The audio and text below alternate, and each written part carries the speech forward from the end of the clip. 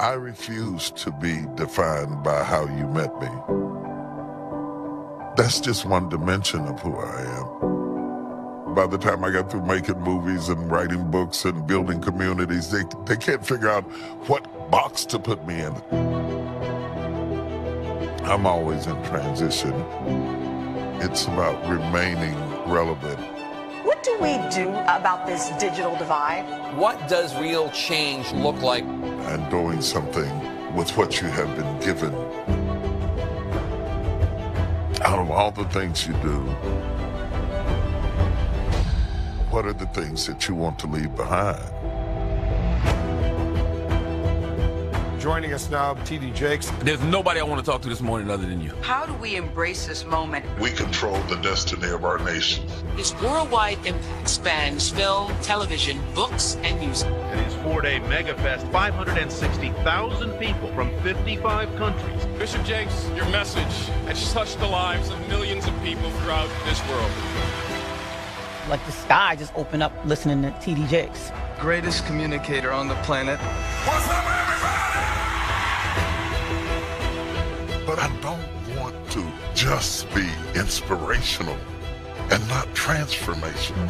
His ministry has poured millions into poor Dallas neighborhoods. Tyler Perry is getting a new neighbor on the Fort McPherson property in Atlanta. You cannot be what you do not see. A new curriculum is being tied to an upcoming performance of Hamilton. Everything that I'm doing now is about training the next generation.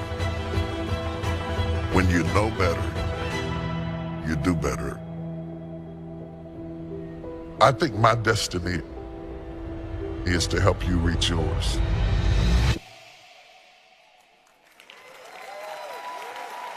Ladies and gentlemen, as Senator Warnock said, stand up, put your shoes on. Stand up, put your shoes on. I would like to introduce you to our founder, chairman, and CEO, John Hope Bryant, and Bishop T.D. Jakes.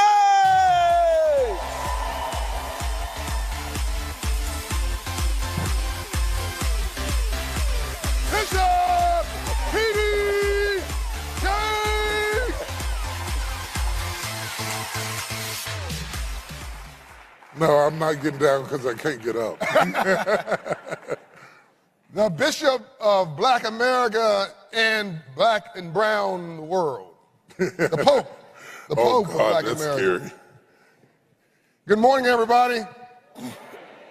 Oh, come on now. I told you 2 days ago, the Bible suggests be hot or be cold. If you're lukewarm, I'll spat you out. Translation, even God does not like mediocrity. No one wants to say, hey. So if you really know how special it is to have this man here this morning, I'll try it one more time. Good morning.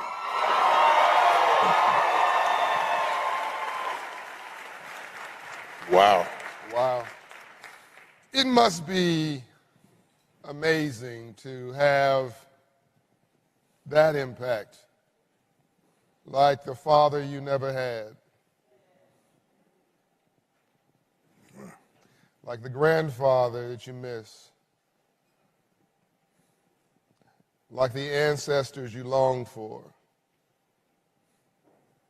It must be just beautiful to walk through the world and have people literally touched and changed just by shaking your hand, by looking you in the eye, by having you affirm them.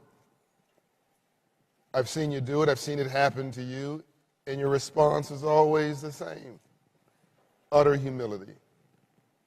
Well, first, giving honor to God. I take no credit for myself.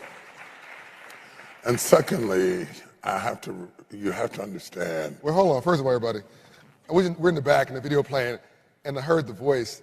Now, he's right next to me. He's my dude. I love him. I heard the voice. The voice. Hi, this is T.D. Jakes. Isn't that a great voice? Would you stop? No, seriously, you have to understand that the pain resonates with me because my father got sick when I was 10 and died when I was 16. Yeah. So I get that. The aura that surrounds me, aside from my faith, is my ancestry. Yeah. There are so many people sitting in this chair, it might break.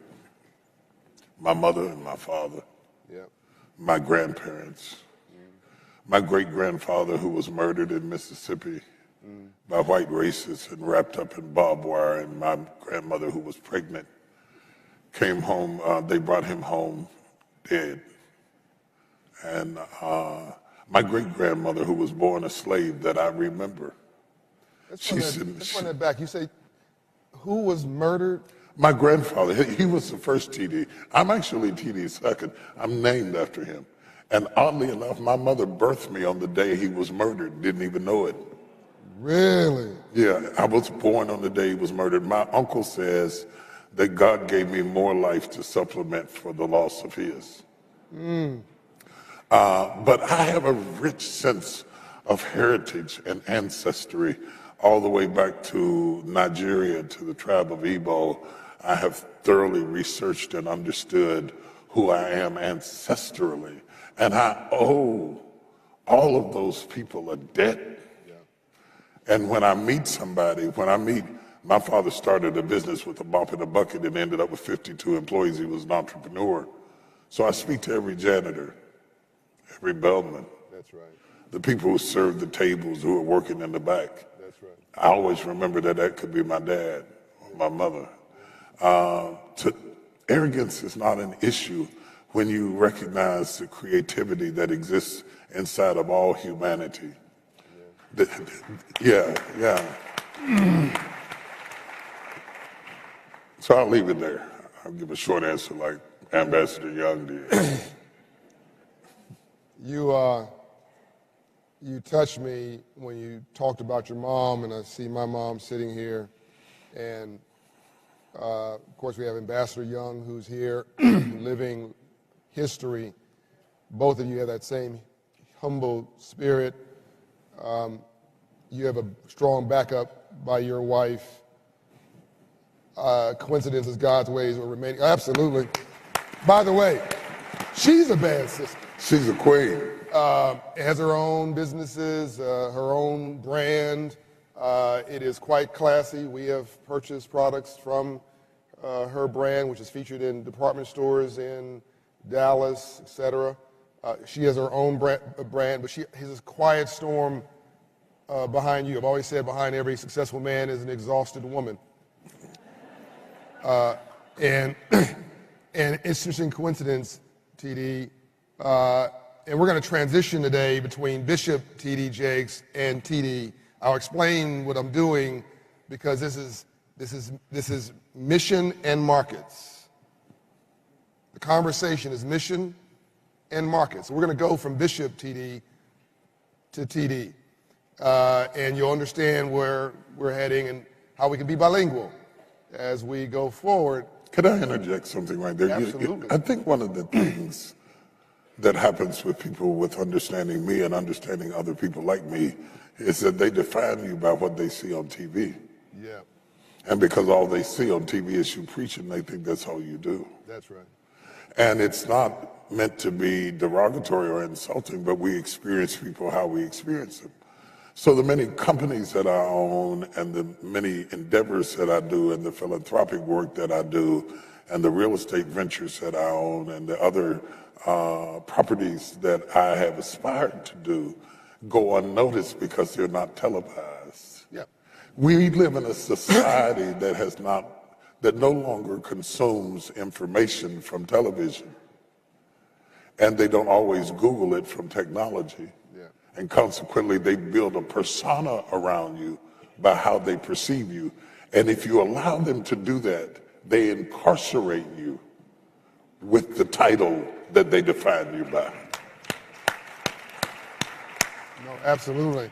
And of course, the part that feeds everybody's soul, rightly so, no different than I'm a businessman, but people know me through Operation Hope, and you are this proper businessman, but people know you through this part that has changed everybody's life, the ministry and the movement, which is completely appropriate. And that's why I also wanted to acknowledge your wife for fueling that part of you and giving you strength when you might be weak. and your background. In fact, you might not know, but Dr. King and Andrew Young's wife were met in the same little town in Alabama. I think it was Marion. And my wife and TD were born in the same little town in West Virginia. And my mother went to school with Coretta Scott at Lincoln High School in Marion, Alabama. Wow. So there's a lot of association. Mrs. King knew all of my aunts and all of my uncles. They were Pattons, grew up in Marion. And Marion, Alabama produced more black intelligentsia with master's degrees than any other county of its kind. Wow. And it's that big. It's like as big as a sliced apple pie. But the interesting thing about grasping the notion of ministry and marketplace, when you grasp the understanding of Jesus from a biblical perspective, we have almost no sermons. We have the Sermon on the Mount. We have the 5,000 that were willing to faint rather than to miss his message, and yet his message is never recorded. The Gospels is a summary of what he did, not just what he said. Yes. There is not a lot of emphasis placed on his exegesis. The real emphasis is placed on how he changed lives. Yeah. So oration without demonstration just becomes motivation. Say that one more time, please. Oration without demonstration just becomes motivation, and motivation without deliverance becomes depression. So if I keep encouraging you and tell you it's going to work out, you're 3 days from a breakthrough, and you spend 3 years listening at me say there's 3 days for a breakthrough, after a while people turn and walk away. The reason I am at this junction with engaging business and lifting communities and developing STEM programs and some of the things, working with formerly incarcerated inmates and some of the things, we've had 30,000 formerly incarcerated inmates to go through our Texas Offenders Reentry Initiative. The reason that our foundation is focused on job readiness and financial literacy and STEM programs and STEAM programs is because I can't just prophesy on the pulpit and not perform off stage. That's right. Bishop T.D. Jakes and T.D. Jakes are the same. One is PhD, one is PhD. And one is very serious, the other one is serious, and he's funny. We have great conversations at midnight as we're unpacking and sharing our day and our night. This is one of the best friends you could ever have. What you see is actually what you get. Complete authenticity. What is it? What's the banking business? Trust. It's a trust business. What is credibility? It comes from the Latin word credito. It just means, all credit means credito, credibility. It's a feeling. What is a capital? It comes from the Latin word capitas, knowledge in the head. We think these things are monetary. We think these things are physical. No, it is how you make somebody feel. And what Bishop T.D. Jakes and what T.D. Jakes has done is given a feeling to the underserved that I see you and that you are seen, that you are somebody. He's also now translating that as a bridge to markets and saying, and if you see what I see, corporate America, business America, and the world, you can find emerging markets and do well and do good too. How's that translated? Emmy Award winning. He's produced TV shows and movies. Books, best-selling books on the New York Times bestseller list. I believe it's a dozen? Yes. Best-selling books in his spare time. Hold on. Grammys. Recently issued I call it a soundtrack, but a collection of music that actually debuted #1 in its category, and it was a hot artist that you actually debuted ahead of. What was that? Well, Sheila E. was one of the participants in Tamar Braxton, but the real powerful story, we were honored to have them and a host of others it was my finally loosed. It hit #1 on the Christian charts for number 3 in all genres in 4 days. In 4 days. But the real powerful thing is I did it in a partnership with Rock Nation, owned by Jay-Z. And so I've just finished a book. It's not promotional because it's not even listed yet. It's called Disruptive Thinking. This is your 40-something book? Yes, 43rd book. Yeah. But it's called Disruptive Thinking. You need to work harder. People would say, what does Jay-Z have in common with T.D. Jakes? Well, number one, it's not a relationship with him. It's a business construct. Yeah. So his Rock Nation produced our project, Finally Loosed, and it's a collaborative effort, but most people only align with people who do what they do. Yeah. And you have to form unlikely alliances in order to be able to accomplish the magnitude of the work you need to do. We are in a state right now in this country that if we continue without disruption, we're headed for destruction. The unlikely alliances of corporations coming together with faith leaders, the unlikely alliances of hip-hop business moguls coming together with somebody who is at their core a preacher is an unlikely alliance. But every major transformative act that has ever happened in this country has been a result of unlikely alliances. The civil rights movement forged ahead because of unlikely alliances. It was not just all black people, it was white people and Jews and unlikely alliances. What made the alliance work is that they had common goals. That's right. When you said I was a great friend, I thought to myself, magnets don't attract wood. In order, if I am a great friend to you, it's only because magnets attract steel. You can only attract what you are. See, you can only attract what you are. And if I am a great friend, I'm only a great friend because you are a great friend, and great friends draw each other to each other. Yeah. Watch what you attract. Woo! Come on. Watch what you attract. And if you don't like what you're attracting, leave that circle.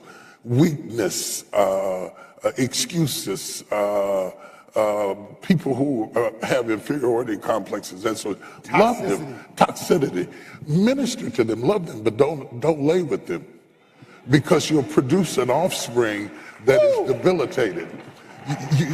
You have to connect with your future and not your history. That's what. So, Quincy Jones told me, Quincy Jones told me the only thing worse than being alone is wishing that you were. You can do bad all by yourself. In a relationship, 2 + 2 should equal 6, 8, or 10. If you're not better together, what are you doing? Exactly. So you have a relationship with spirituality that has resonated. That's why Time magazine put you on the cover and said, "Is this the next Billy Graham?" I don't know if you saw that. Go search it on your phone. Is this the next Billy Graham, they asked. Because he had such impact, not with black people, with all people. It just happened that black and brown people here and around the world resonate with him. It's like, I call him almost the Black Pope. I'm joking, but I'm serious. I don't know anybody who has this impact on people of color in the world. Do you? So it's a legitimate thing to say. Okay, but he's multidimensional. I just talked about the artistry of television and the business. I talked about the artistry and the business of music. But what I didn't talk about is the fact that you know that version of him. What you don't know is he runs a proper, multifaceted business enterprise with audited financials, with clean, proper, completely separate operations, a real estate development company that is unbelievable. But I'm getting ahead of myself. We had to come to you.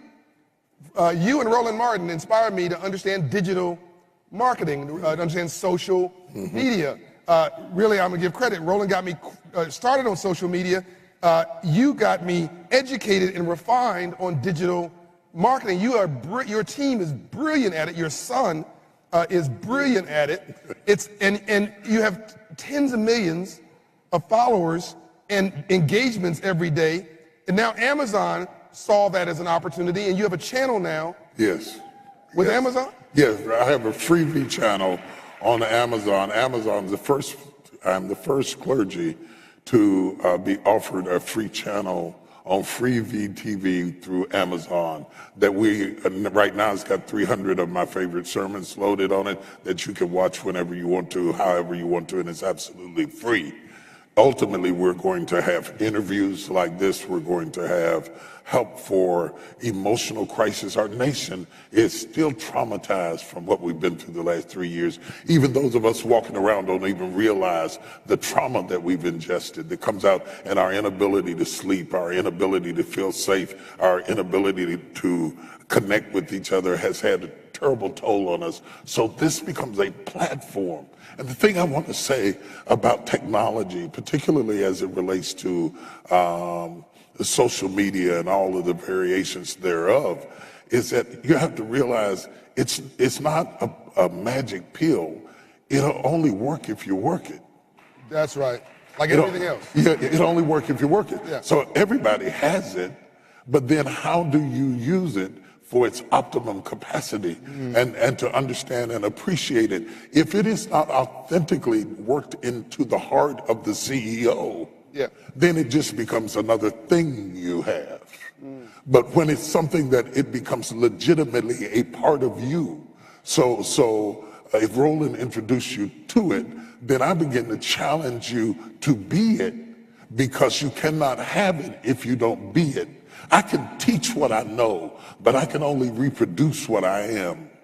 And are you following what I'm saying? So authenticity means that you have to engage it yourself for it to get into the DNA of your organization. That's right. Or it just becomes an accoutrement, an attachment to the overall complexity of your organization. And so what is interesting about it is authenticity brings success. That's right. Authenticity, just the weird thing of being yourself. And the funniest thing is the hardest thing in the world to do is to get up in front of people and be yourself, because we all fear rejection. And we sense that if I got up there and I was my authentic self, maybe they wouldn't like me. So we give them a version of us that represents us, but it's not actually us. But the reality is, flaws and all, to be able to stand authentically and say, this is who I am, takes courage, but it also reaps crops, harvests, increase, fruitfulness, cross-pollination, like-mindedness, and collaboration is not based on skin, it's based on thought. So when you start talking about disruptive thinking, you don't just find that in black people or preachers or scientists or doctors. There are people sitting out there listening at me now that may be white, that may be Latino, that may be young, that may be old. It doesn't matter about the demographic. It matters about the mentality. As a man thinketh in his heart, so is he. So they said I was a preacher. And when they said that, I didn't think I was just that. So they put a period where God put a comma. Whoa, come on now. Come on. See? Are you guys hearing this? Are you hearing this? So I say this for the room because a lot of us are prisoners and inmates behind other people's opinion of how they define us. And so you're busy living up to their period. And you think because you're a journalist, that's all that you are. But you could be a scientist, you could be a doctor, you could be a film producer, you could develop music. There is more in you than what your title implies. And I want you out of jail. I want you in your creative space. I want you to have the courage to disrupt and dismantle systems that have locked you down to the prisons of other people's opinions, and to discover yourself before you run out of time. Woo! Come on. About to have some church up in here.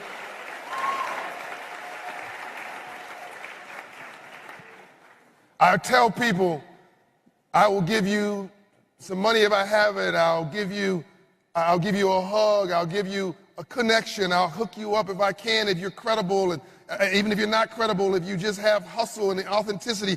But one thing you will not do, you will not abuse my time. No. Because we're older when we leave here. What have you done with your time? How have you invested your time? What's the return on investment of your time? Man, you have made incredible use of your time. Only because I was raised by a dying father. When you are raised by a dying father, they leave you life. An appreciation for life that you would not have. For my father to get sick when I was 10 and die when I was 16, he didn't get to go to football games with me. He didn't get to teach me how to ride a bicycle. He didn't get to do all the normal stuff he said. He taught me that every breath is precious. That's it. Don't waste your breath making the goal of your life to change the opinion of people who do not have anything to do with where you are going in your destiny. Woo! But to save your win. And here I am at a season in my life after 43 years of preaching. I thought this huge platform that you referred to, over 30 million people engaging us through cyberspace, our ability to reach around the world, 186 million homes that we're into now through Amazon, 40 million people are watching us every day on television all across the country and so forth around the world. My largest cities following are coming out of Lagos, Nigeria, London in the UK, then Dallas, then Atlanta, then New York, then Melbourne, then Switzerland, this huge platform that I don't even understand how I got, gave me a responsibility.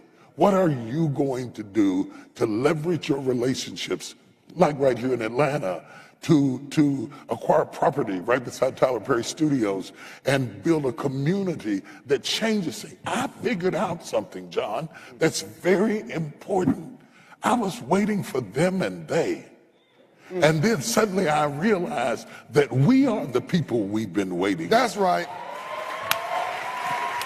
That's it. We are the people. That's it. We are the people that we've been waiting on. The ability to pick up the phone and call you and glean from your wisdom, the ability to pick up your phone and call somebody else who's an expert at building or contracting or developing or land acquisition. The ability, don't think that your resources are in your wallet. Your resources are in your head and in your phone.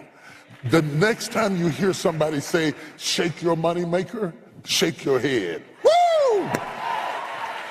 Shake your head. Shake your head. Shake your head, because you are only limited by your ears. Whatever you're thinking in your head, you can see in your life. And that's what's important. And that's what we've got to get in the hood. And that's what we've got to get in repressed neighborhoods. And that's what we've got to get into the hearts and minds of people who think that the only thing they can be, and there's nothing wrong with being this, but it's not the only thing that you can be, is a preacher, a rapper, a basketball player, a football player. You can be a scientist. You can be a technician.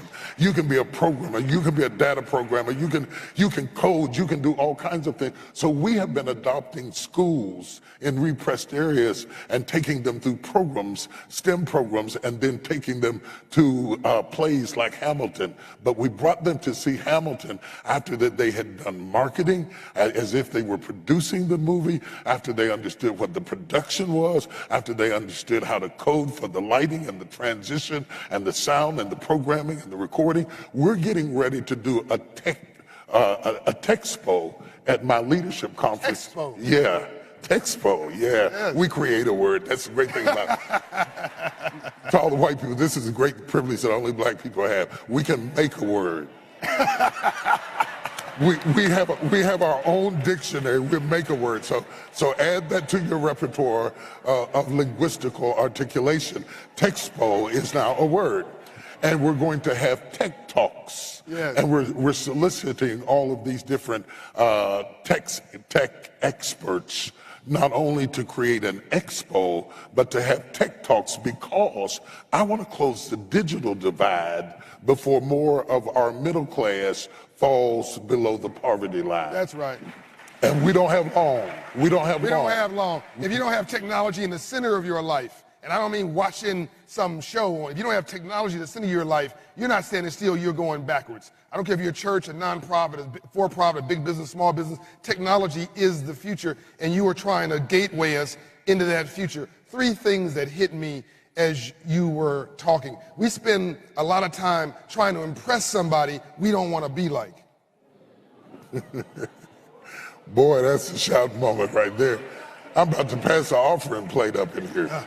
I'm not sure who the preacher is, okay? I'm feeling a little insecure right now. You kind of hurt my feelings there just a little bit. I'm feeding off you. And the second thing I'm hitting on is I like what you're doing better than what somebody else is not doing. Mm-hmm. Yeah. The third thing that I am getting very powerfully now is that eagles don't fly in packs. Right. You've never seen a flock of eagles. No one's going to understand you. They're not going to understand your role, your vision. You're going to be ahead of your tribe even. You may even have people in your family say, don't go doing that, baby. It's not good for you. And no, it's not good for them. They don't understand. It's what they don't know that they don't know that's killing them, but they think they know. But that doesn't mean that you don't know. And thank God you went on your path. Right. And you took flight like an eagle and stayed high, even though people didn't understand you, and people player hate you because they're jealous of you, and I've seen it myself.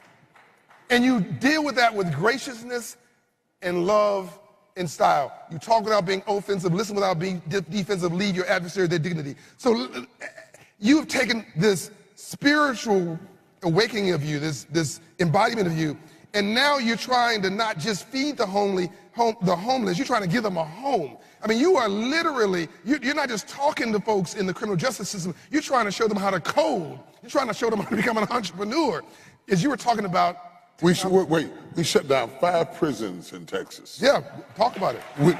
We have the lowest rate of recidivism of any institution in Texas. We have awards both from the Trump administration and the Obama administration for the excellence of our work that we decided to do. We didn't put our facilities in a glamorous building in a nice neighborhood. We put it right in the hood where people could get to it. And we take them through a 2-year program with the graduation, and then most of them come out employed with a place to stay.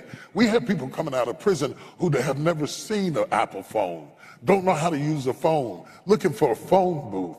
They have been incarcerated so long, it is impossible without some training and some preparation to integrate back into society without an investment to accomplish that. The other thing that you have to realize is the reason that we're going down the track of entrepreneurship. The stats say black women are going into business more readily than any other people group, but they do not have sustainability. They have great creativity, they don't have access to capital, they don't have the sustainability that's necessary to be competitive. So what we are doing is taking people and showing them how to build to scale, how to scale your business up, how to prepare for the future, how to integrate your ideas, how to market your ideas. We are talking to people with CEOs through major distributions about getting our products into their store. And so they're starting to carry our products in many of the stores that have not carried our products before, because the reason that we have had to go wholesale and online is because we didn't have access to distribution. The next hurdle we have to make is access to advertising. Yes, we can advertise on social media. Yes, we should do that. That's a great thing to do. That's low-lying fruit. We need to be able to market it, because if I get in Walmart and nobody knows I'm there, that's right, then they're going to throw me out in 30 days. That's right. And it's going to be impossible for me to have sustainability. That's right. So we have to do that. And then to the corporations that are out here, yes, we need your support. Yes, we need you to come alongside of us. Yes, we need your ability to help this dream to materialize more readily. Now, we're going, whether you come or not. Oh, whoa! That's it. Because we have decided, there that we can get together. That's right. And rub sticks and create a fire. That's right. But if you got some matches and some gas, you are welcome to come and gather around the campfire and help us get it going. What we really want from you is information, dedication, some not just green power, but manpower, putting your people on site in different places, loaning us your expertise, being speakers at events like TechPo, so that we can be exposed to those ideologies and concepts that are common to you. Because not all black people grew up in houses where they were talking about investments and annuities and 401ks and what's the benefits and the liabilities and what is Dow Jones. And we skip past that because it's a foreign language. It's a foreign language not because we don't understand English, it's a foreign language because we never heard it in our house. So what I'm trying to do is make the foreign language become a natural language that is within our reach, and to demystify. The reason we have so much haters, it's not their fault. It's not their fault to be haters. Success is so mystical to suffering people. Woo! That if anybody succeeds, you must be bad. Yes. You must be bad. It is a result of the trauma. The trauma. Because we are not used to seeing success in our color. Yes. Then like crabs in a barrel, we snatch it down because we think that that's only for the master. Oh. When your missionaries were your masters, then your theology will always be flawed. Woo! And so when you understand the history of our country and you recognize that there is a complicity in our theology that bled over into our humanity and our human experience, that there are some people who think that they have a God-given right to oppress me because pressing me down makes you feel taller. So the only theory that we can come up with is replacement theory, which produces fear. I don't want to replace anybody. I just want to stand beside you. That's right. I don't want to push your chair away from the table. I just want a seat at the table. And if you don't give me a seat, I'm going to build a table. That's right. I'm going to build me a table. That's right. And you know why? It's not for me. I'm 65 years old. I can make it from here. It's not for me. It's so my son can see me build, so my daughter can see me build, so my neighbor. Do you not know the reason that we're building mixed income communities is that the stats say that little boys who grow up in homes with no father, if they live in a neighborhood where there's a father, the outcomes are better if they're even close to it. The reason we have haters is because people are frustrated. Yes. They're trapped at the bottom and they can't get up. The reason we have riots, Dr. King said that riots is the language of the unheard. That's right. The reason we have riots is because people are frustrated. Yes. What we need to do is open up channels where they can escape. They're locked into systems, and the theme of our foundation is pathways. Yes. Because on one hand, we have relationship with CEOs, many of which who say, I want to make a difference. Our company needs to make a difference. We have DEI departments and all of that. We need to make a difference. We are now criticized for not making a difference, and they want to do it, but they don't know those people. Yes. Well, I know the CEO and the people. I told one CEO who said, I can't find qualified black people to work in my company and in my organization. I said, they're in my choir stand. I said, no. I'm serious. I got master's degree people singing in the choir, working on the usher board. We do exist. Yes. So what we need is a pathway between supply and demand so that we can introduce these two people to each other, because the stats say the more diverse a corporation, not only is it the moral thing to do, profitability increases by 20% when you integrate the thought with other types of people. That's right. That's right. Are you enjoying this? Woo! So as I want to come around, we're going to talk about the real estate pieces as we round this off, because I think that is the living legacy. But I want you to know a couple more things about this man. When he calls me, it's never about him. He's never asking for anything for himself, other than maybe to learn something he doesn't know. He's curious. So he called me once and he asked me about some real estate stuff. and we talked about 45 minutes for that. And I didn't realize he was draining me for information, because he got to be slick with it. Be slick. My man was going to launch a huge real estate deal. And I love that he was using whatever resources were available to expand the table, assembly rules say, and add a chair, and build his own table, because he was doing something I couldn't do. And we need it. And then I call him for advice and counsel, and there's a humility, we can learn from each other. And my team goes over to his team to learn about technology and social, because it's not what we do, it's not who we are. There's nothing wrong with asking for help. Right. There's nothing wrong with collaboration. In fact, if you got a vision that you can reach by yourself, it's not worthy of you. Woo! Say that again. If you got a vision that you can reach by yourself, it's not worthy of you. One of the problems with our entrepreneurs is that they generally have less than 2 employees, 2 to 3 employees at max. Yep. They're so busy doing the work, they're not thinking the business. And running a business is, just because you can fry chicken doesn't mean you need to open up a chicken shack. Okay? The truth of the matter is I don't have to fry chicken. I can hire somebody to fry chicken. I have to think my business. Yes. I have to strategize my business. I have to integrate my business by being at events like this, where I can meet the right people and learn the right concepts to enhance my business. But you know why some people aren't here? They're busy doing the business. Yes. They don't understand the difference between busyness and business. So they think that if they are busy enough, they will be successful in business. Back away from what you're doing and stare at it. Woo! Just stare at it. Just stare at who you hired. Stare at how they perform, stare at your ledgers, your balance sheets, your budgets, your income, what it costs you, not just in dollars, but in human resource. That's right. See, what you just told them about us is not only that we are friends, we are resources to each other. That's right. Human resource can be the greatest capital you can ever have. And this country right now is having a deficit of human resource. So we have to create workforce possibilities that are more inclusive in order to be sustainable. Our survival is at stake. Our literal survival. I hear on the news them talking about democracy is at stake. It's not just democracy. Survival is at stake. Human survival is at stake.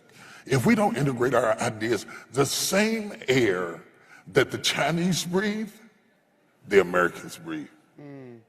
The same water that the Africans drink, the Canadians drink.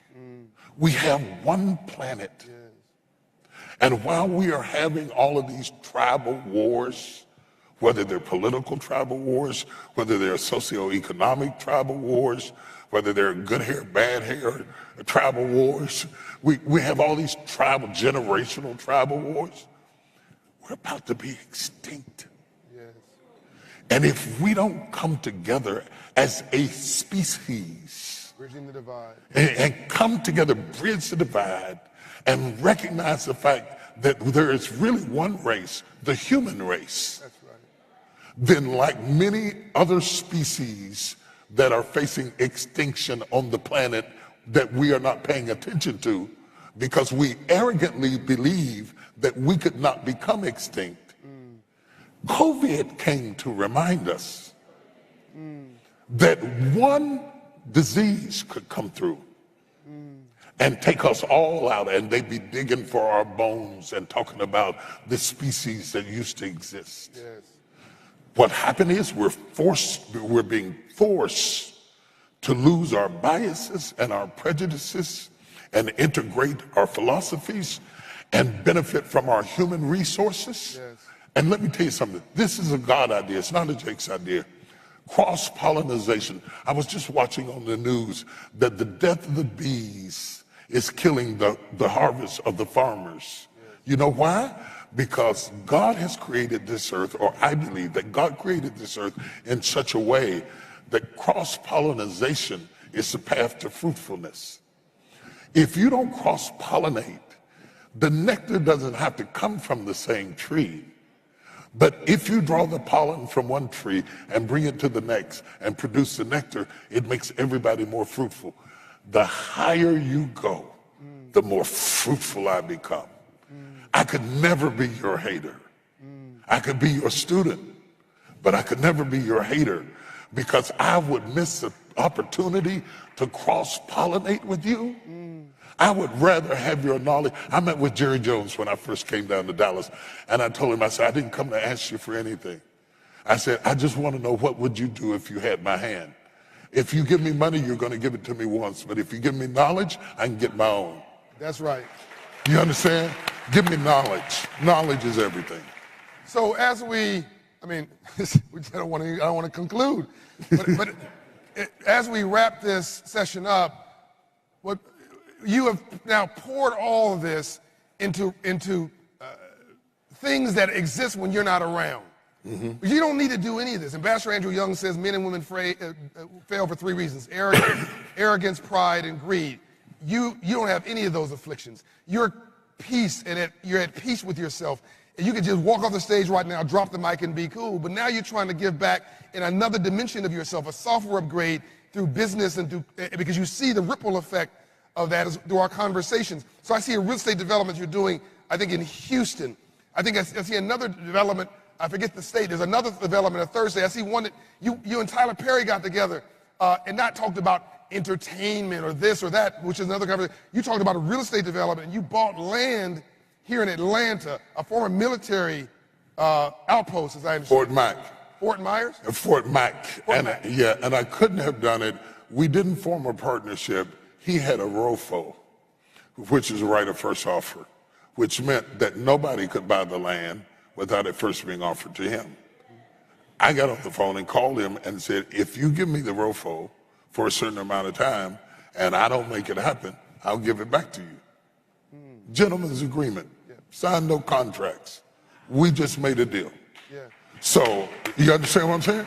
So it's not like Tyler Perry Studios and I are in partnership. Right. TDJ Rev, on its own accord, took that last 100 acres or nearly 100 acres of land, and guess what?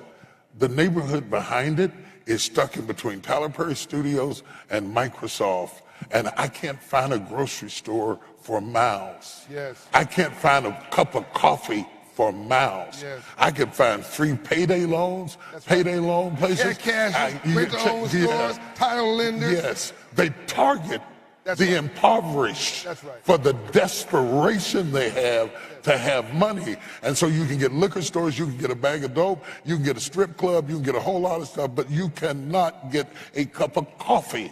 So we are putting in grocery stores, we are putting in CVS's, affordable housing. Minority contractors. These things all exist, but they had not been gathered together. And we're going to do it in as many cities as we can. And why are we doing it at 65? Because I want to leave this world better than I found it. And I think all of us ought to want to leave this world a little better than I found it. And if you do that, you can't be so preoccupied with your own success that you don't lift up others, because it is impossible to be successful without a successor. So if you are successful and you have no successor, I have never seen a U-Haul fall in a hearse. If a hearse is driving, there's no U-Haul behind it. You've got to understand that you have to leave this with somebody. It has to, in biblical language, reproduce after its own kind. So the cross-pollination between us, between Tyler Perry, Oprah Winfrey, anybody else out there in the audience right now, create platforms for us to cross-pollinate. God meant for us to be interdependent, not independent, interdependent. Like nature, like apple trees, like blossoms, like peach trees. We need each other. It's going to take all of us to preserve the air. The air. Be rich all you want to. What you going to do if you can't drink the water? That's right. Ride around in your Rolls Royce all you like, but if you can't breathe, argue about all of the social issues of the day. But if we all asphyxiate, what difference does it make? We have got to become more focused on our survival as a species and work together, black, brown, and white, so we can live, so that we can grow, so that we can reproduce, and so that we can have not communism, not socialism, but so that we can have a chance, opportunism, and opportunity at a better life. All we need is an opportunity. The third reconstruction, opportunity. Let me tell you something. What you need is a software upgrade in our communities that looks like this. Integrity, intelligence, caring, and capitalism. We can do well and do good too. This is the James Brown version of affirmative action. Open the door, I'll get it myself. Ladies and gentlemen, this is the future of our communities. I can't tell you how excited I am when I get a call from a CEO and they say, I'm about to do a deal with TD Jakes. Because all that means that we are better together, that we have another saint on the playing field of life experiences that will have a ripple effect beyond his years, because he's not about me, he's about we. Yeah. Join me in saying thank you to Bishop T.D. Jakes. Thank you. Thank you. And thank you.